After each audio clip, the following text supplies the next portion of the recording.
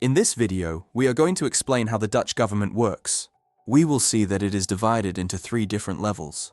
We will learn what the functions are of each of the different parts of government, and most importantly, how they get elected and who can elect them.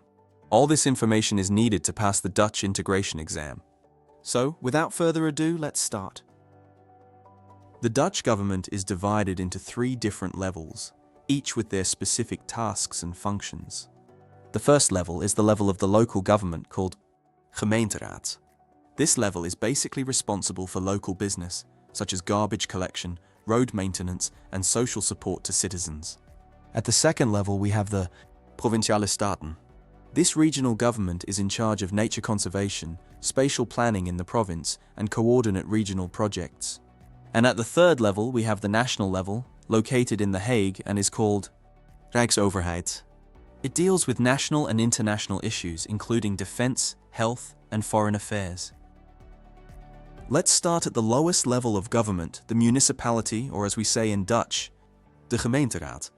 This one is chosen by the people and are in charge of dealing with local things such as garbage collection, safety in the town or city, housing, as well as give licenses. Het college van burgemeester en wethouders, the mayor and councilmen, are in charge of executing the different programs and tasks in the city. So that means the mayor is the boss in the city, but he or she is not elected, he or she is appointed by the king. The mayor is the face of the city, as well as the boss of the municipality. Important, right? We now move on to the provincial government, again chosen by the people in a simple voting system where each vote counts. The elected part is called Provinciale Staten, and the part that is in charge of executing everything is called Gedeputeerde Staten. The head of each province, and remember there are 12, and yes, you do need to know them, as well as their capitals, is called de commissaris van de koning. Same as the mayor, this person is not elected, but appointed by the king. The big question, even by many Dutch people, is what is actually the function of this government? Well, they are in charge of infrastructure, the environment and culture in the province. That means they decide where houses and factories are going to be built, look after the environment, and deal with cultural events. But an even more important role is that they are in charge of appointing the members of the Eerste Kamer, the part of government that controls the Tweede Kamer, checks and balances, crucial for a good functioning government, to keep everything going smoothly. Well, that is the idea. The national government is located in The Hague and is made up of different parts. The most important part is called the Tweede Kamer. This is known in many countries as Congress and is the part of the national government that is elected by the people. It has 150 seats. They are in charge of debating new laws and control the cabinet.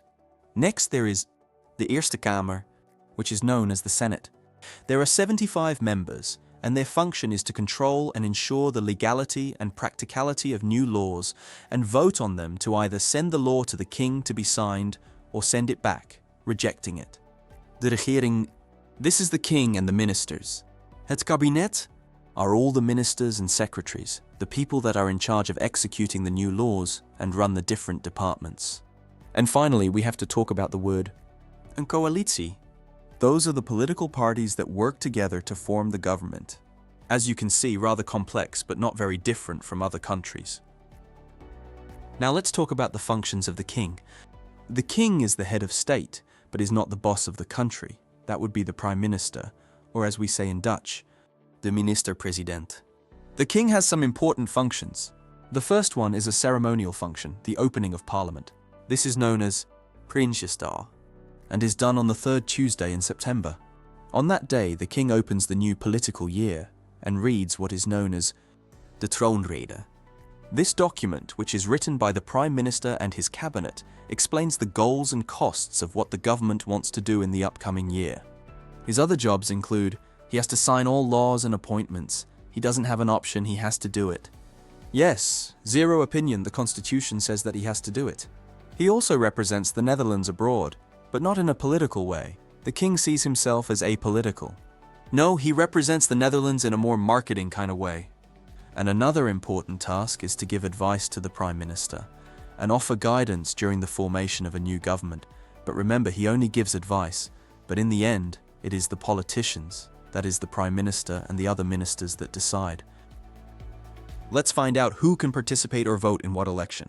The elections for the Tweede Kamer is only for Dutch nationals, people with a Dutch passport of at least 18 years of age. The gemeenteraad can be voted upon by anybody that has been in the country legally for at least 5 years uninterrupted. The Provinciale Staten, that is again for people having a Dutch passport and again of at least 18 years of age. Het Europees Parlement is an election in which EU citizens living in the Netherlands can vote for. I hope that with this information you will know what you can vote for.